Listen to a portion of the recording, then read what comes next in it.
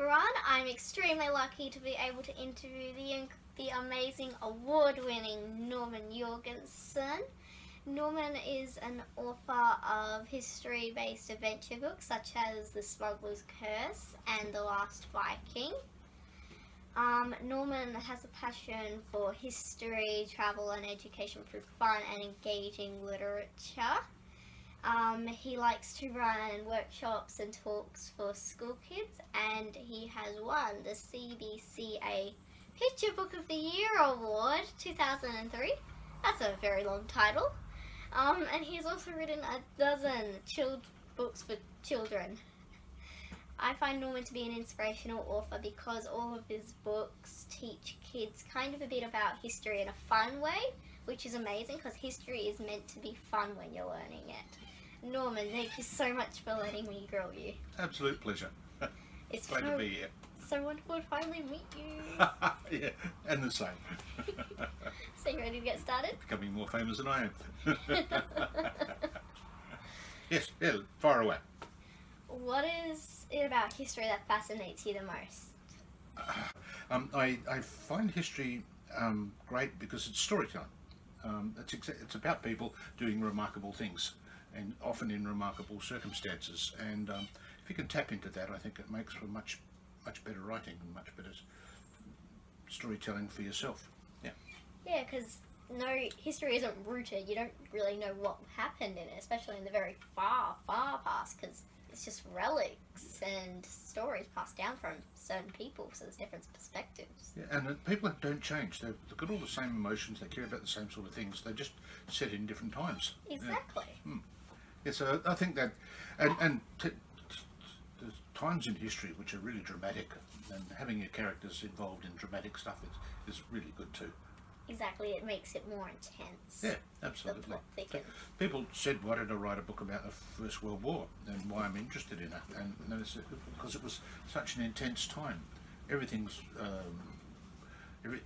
much more dramatic when you know that you can probably get killed in the next few minutes. You look at the life differently, I think. Exactly, because you're like, yeah. What will happen next? Because you don't know. It was unpredictable. Yeah.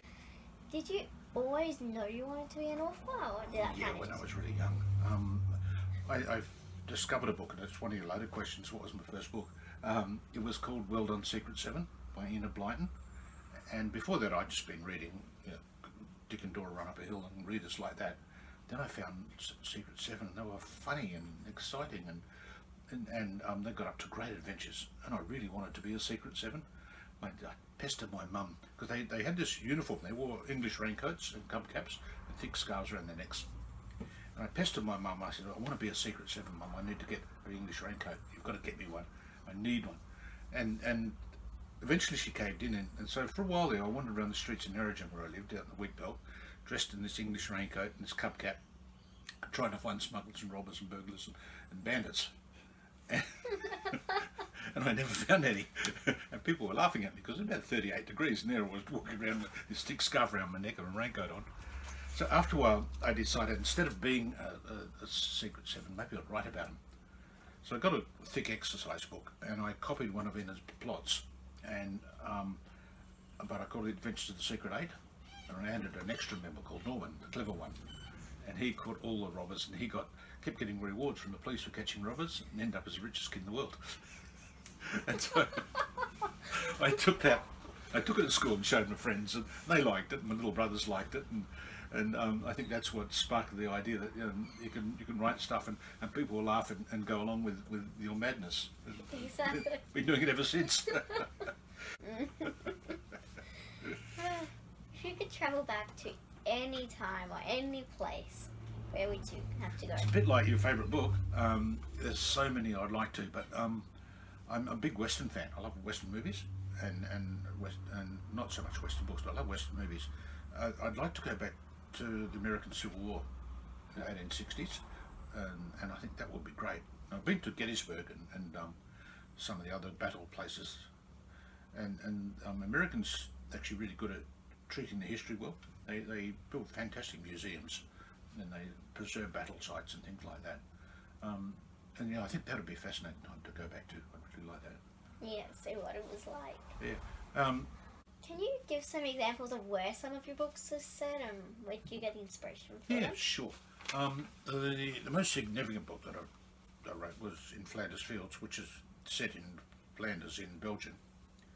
And that came about for two reasons. One, I was doing some ancestor research, and I went to where some of my uncles served in the First World War. And while I was there, I started to get the makings of a story in my head. But then there was a film I saw called All Quiet on the Western Front when I was about your age at school.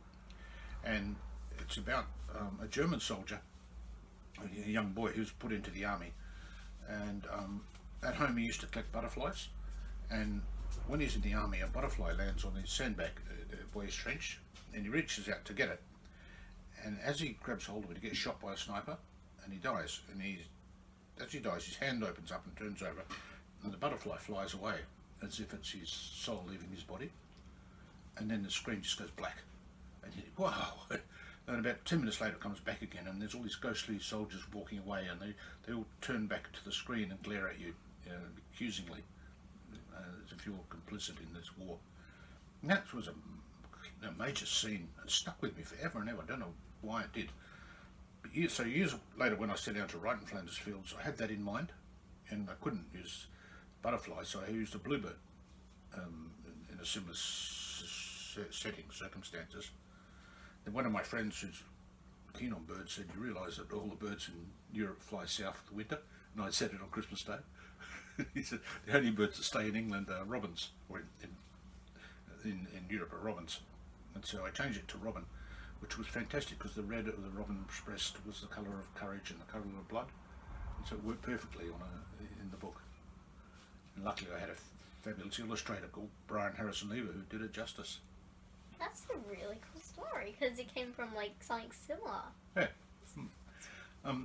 Other settings I've had, the new one, Smugglers' Curse and the Record's Revenge, which is the sequel, are set in Broome.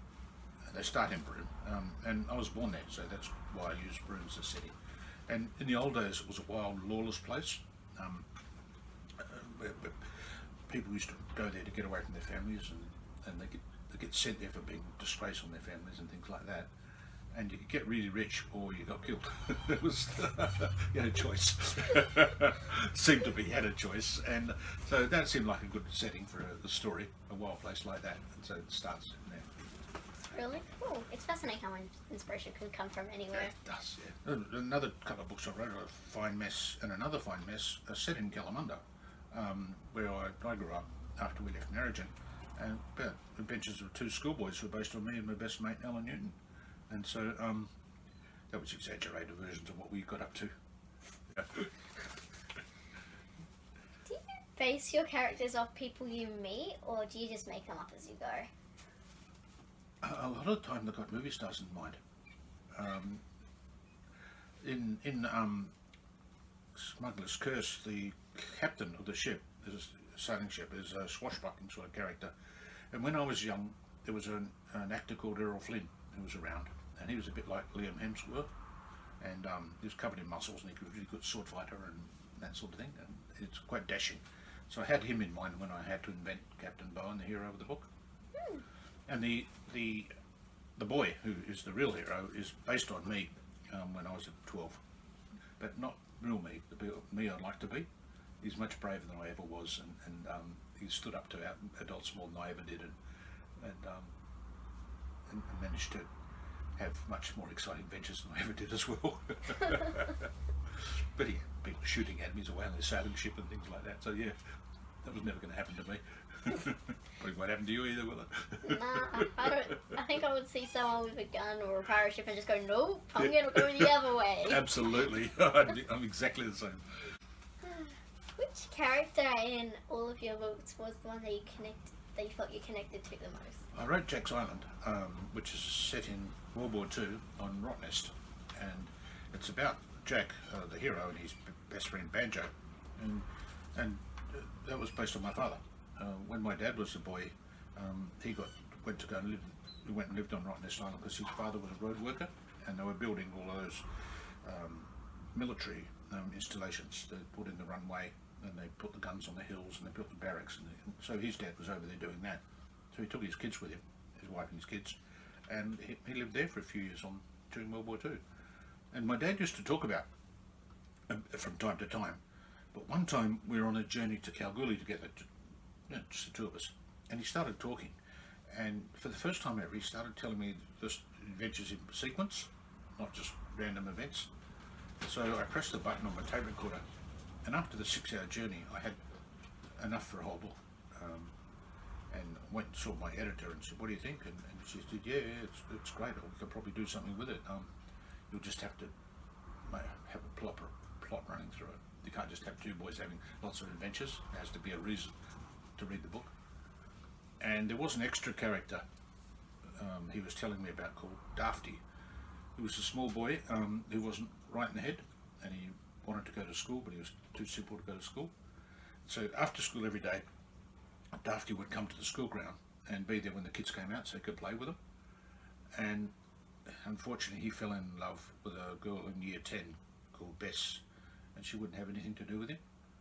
And he kept trying to impress her, and he'd bring her flowers and shiny rocks and lizards and things like that. And he thought, she doesn't like me because I'm not growing up enough. So he pinched a truck and tried driving the truck and crashed it. And eventually, after a few other events, the police sergeant decided that little Dafty was no longer just a harmless boy. He was becoming a bit of a menace. He'd have to be taken away. So he came and he was going to send him to the lunatic asylum in Fremantle. So he came and got him one morning and put him on the ferry and to take him away. And all the kids go down to see him leaving, and they're all crying, and Dafty's crying. And about halfway back to Perth, Dafty jumped overboard and tried to swim back to the island, and he disappeared. And the school teacher's got to come into the school the next day and say, "I've got some really bad news, children. The boy Timothy is small, the 1-year-old called Dafty, has drowned." And so life became really sad. But some months later, way out on the West End, someone sees a campfire, and all the army, a lot of soldiers there. They went charging out to think it was the Japanese invasion. And there's nothing, it was just a campfire. And again, a bit later on, there's another one and another one. And it turns out that little Dafty didn't drown after all. He actually got back to the island, and he's not as simple as everyone thinks. He's been looking after himself. He's been living on quokkas and snakes, and he's been sneaking into the settlement at night to pinch things. And Jack and Banjo, the two heroes of the book, find him, and they decide they're going to protect him from the adults. So they start stealing stuff for him as well.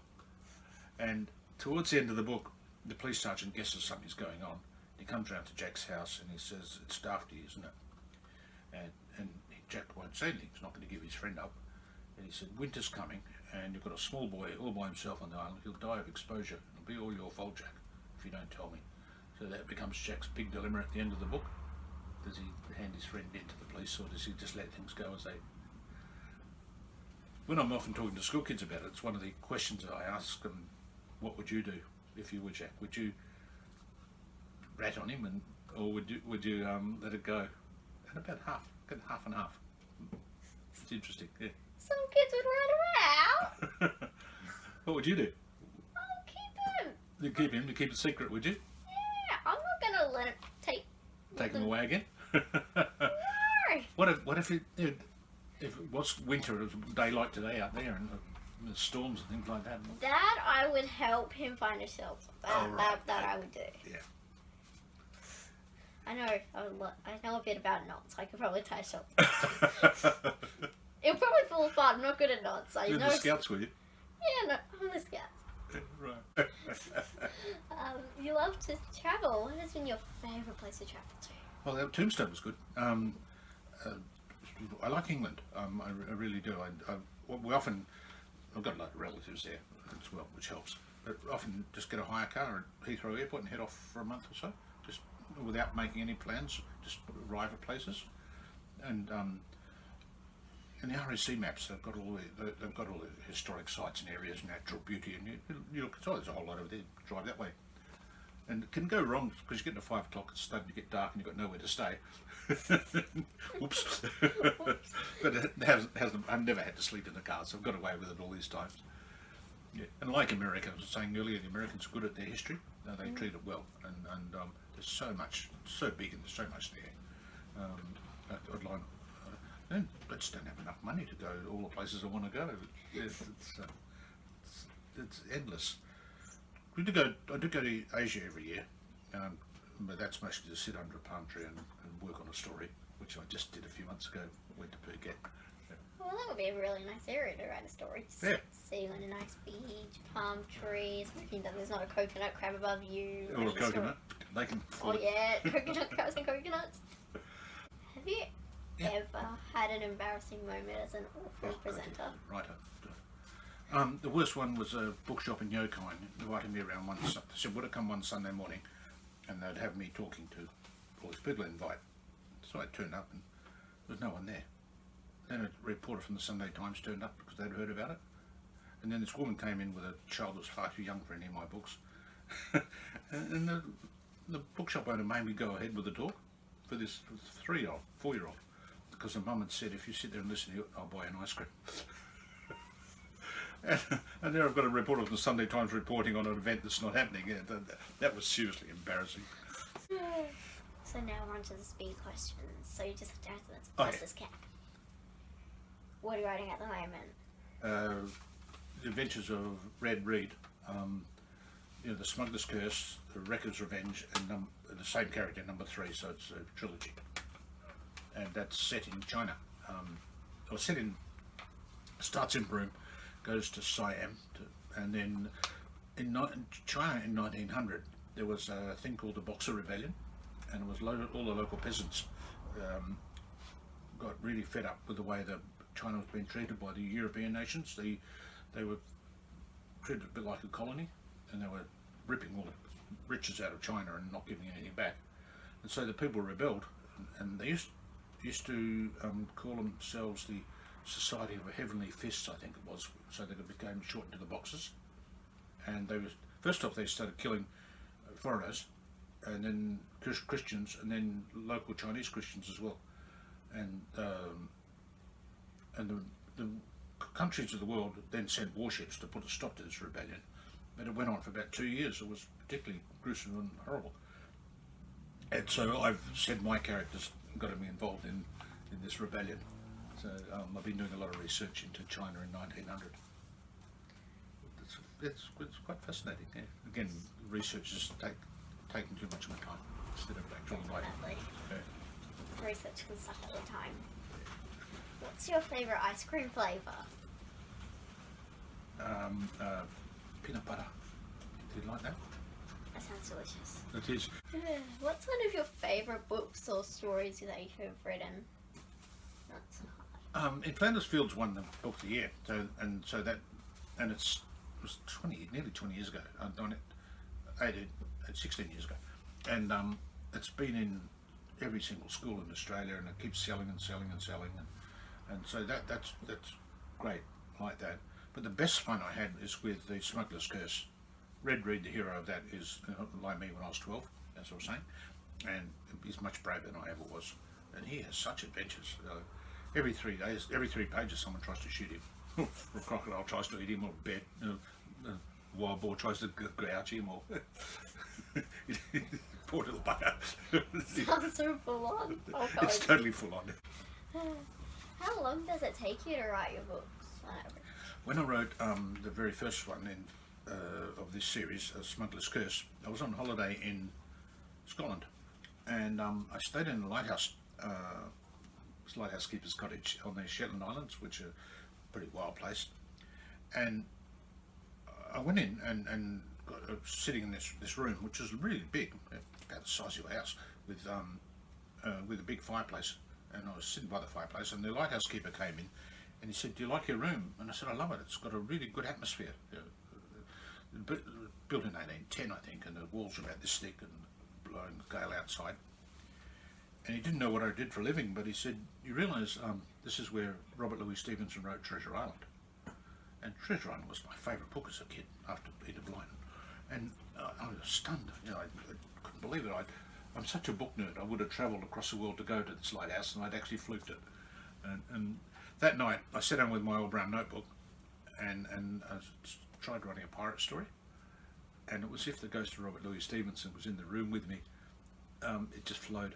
I did it in long old fountain pen and a notebook, and after the 10 days I was there, I had most of the story down, the first draft of it. Normally it'd take me about a year, so that was pretty cool. Who was your favourite or most inspirational author? Met Roald Dahl. Roald Dahl. You know, and I was working in this bookshop.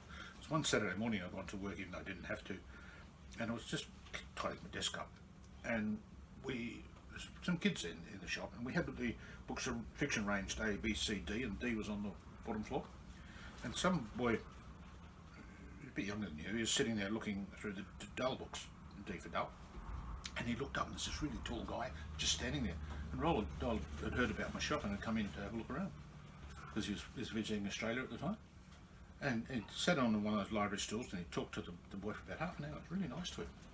The kid so was I. Then he came up to the counter and he said to me, could I order him a taxi? I said, where do you want to go? And he said, he's going to the Regal Theatre. So kids have won a competition to go and see him. I said, no, I won't get you a taxi, I'll take you if you like. So I call out, shop shutting everyone, get out. Do you prefer cats or dogs? Neither. No pets, no children, no goldfish. just me and my wife. Do you prefer ebooks or hard books? Oh, definitely hard books. I won't read ebooks at all. I hate them. It has to be the hard books. Do Yeah, you want to feel absolutely. paper against Yeah, and I don't turn the pages down. I treat books with a great deal of reverence. I know, I don't like the bell. Yeah. I like to. I reckon there should be capital punishment for people who do that. Where's your favourite place to write? Oh, in a lighthouse in Scotland with the ghost of Robert Louis Stevenson over his shoulder. Oh God. Often, and sitting under a palm tree, suddenly I get a lot done like that. But I've got a studio about the size of your room here, and I go in and sit in front of the screen. I turn all the lights off, so it's just me in the blackness and the screen there, and that's not my favourite place to write, but that's where I actually get most done. How we doing? Yeah. Do you remember the first book you ever read, or your most favourite book as a child? Yeah, that was Secret 7. Well done, Secret 7. Soon after that was Treasure Island. A series called Biggles about this pilot in World War One, and I think that's why I did the World War One story, because of Biggles. What would you have to say your biggest achievement is so far? Well, I got a big gold medal for the Book of the Year, but I reckon the biggest writing achievement is winning the Young Readers Book Award, the West Australian Young Readers Book Award. I've done that 4 times now, and that's the Kids' Choice Award, which is great. It means it's not librarians.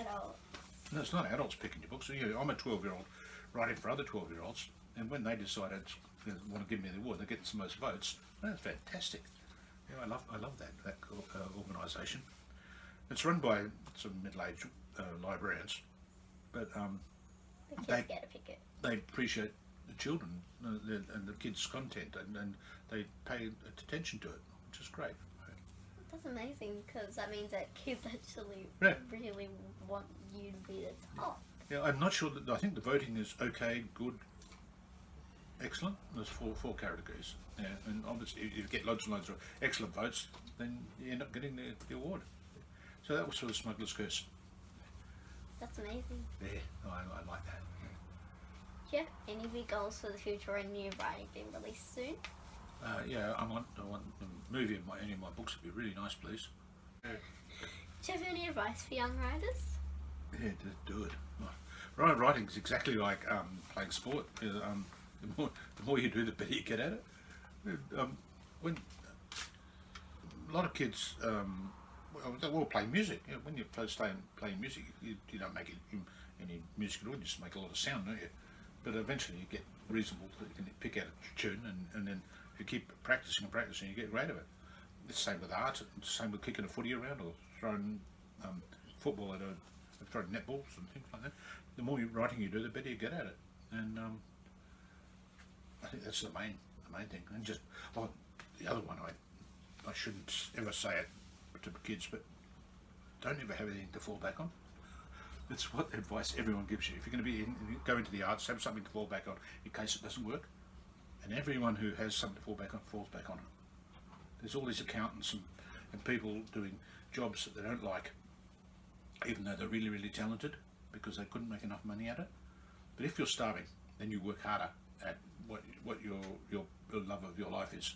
You really push it, and that's what I think is quite important. You follow what you love and work at it. Exactly. Yeah. That's great advice. Thank you so much for letting me interview you. This has been amazing. Oh, it's been lovely, Amara. Thank you. Good.